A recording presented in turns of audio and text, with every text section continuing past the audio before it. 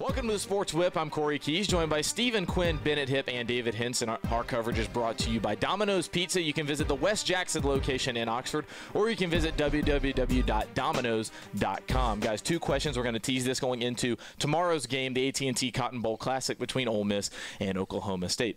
Defensive back for Oklahoma State, Parrish Cox, has been suspended for the game. He showed up 30 minutes late to curfew, and Mike Gundy said that's not going to cut it.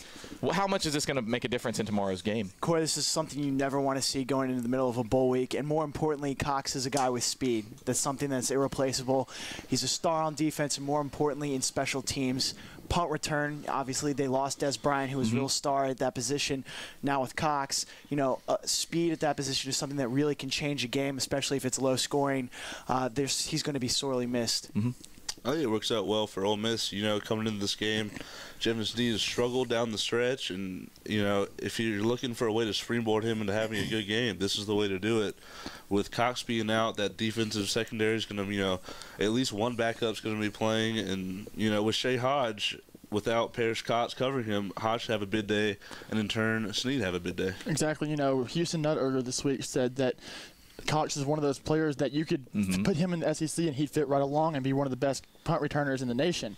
So not allowing him to play is definitely going to be a downfall for them. And staying in the Big 12 and kind of tying this back into the Cotton Bowl last season where Ole Miss defeated Texas Tech at the old Cotton Bowl Stadium, Mike Leach has been fired at Texas Tech after an incident with wide receiver Adam James, the son of former FSU great running back part of that Pony Express at SMU, Craig James.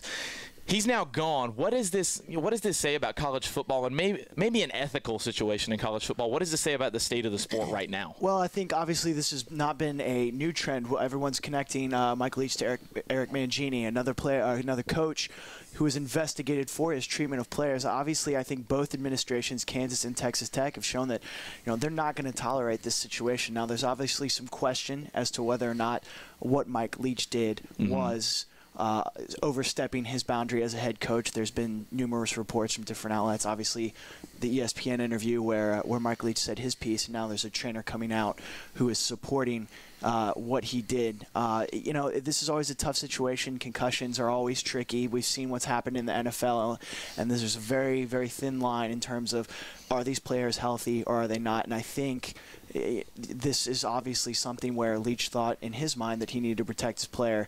The player didn't see it that way. It's an unfortunate situation, but I think what we've seen most importantly from this whole situation is that the administration, if they feel their players are getting hurt, they're going to make a stand. So obviously, I think it's a big deal. I agree. Personally, I think that Leach, first off, is a smart guy. He has a law degree. He's not a stupid, average, run-the-mill guy.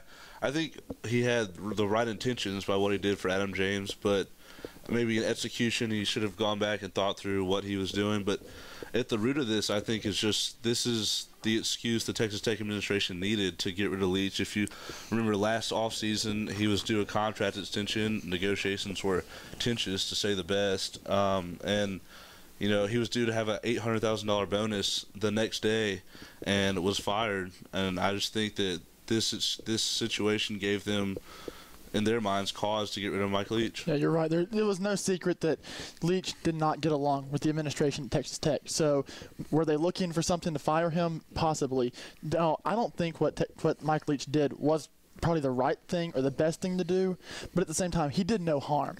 Right, and I think it's safe to say that this is all tied in to basically what he said with Mark Mangino at Kansas. Right. After it happened with one coach in the country and he was scrutinized so heavily, Texas Tech's administration really couldn't turn their backs and say, hey, we're going to let this go on, because that would probably lead to more scrutiny overall. And let's not forget that there was $800,000 that was due to Mike Leach this Friday.